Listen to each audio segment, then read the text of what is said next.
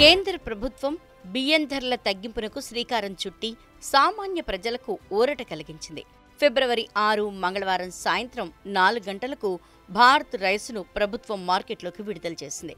ఢిల్లీలోని కర్తవ్య పథ్ విక్రయాలను ఆహార, ప్రజా పంపిణీ శాఖ మంత్రి పీయూష్ గోయల్ ప్రారంభించారు. ఈ బియ్యాన్ని కిలో 29 రూపాయలకు విక్రయిస్తారు.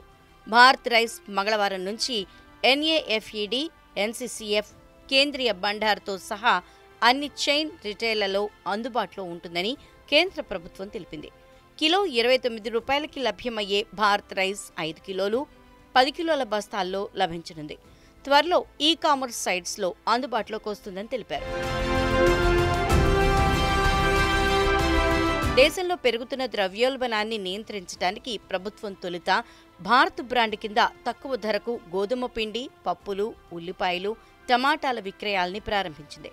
భారత్ ఆటాను 2023 నవంబర్ 6న ప్రభుత్వం మార్కెట్లోకి తీసుకొచ్చింది. ఇది బయట మార్కెట్లో కిలో 35 రూపాయలు ఉండగా ప్రభుత్వం 27 రూపాయల 50 పైసలకే అందిస్తోంది. అదే సమయంలో పప్పులు కిలో 60 రూపాయలకి అందుబాటులోకి వచ్చాయి.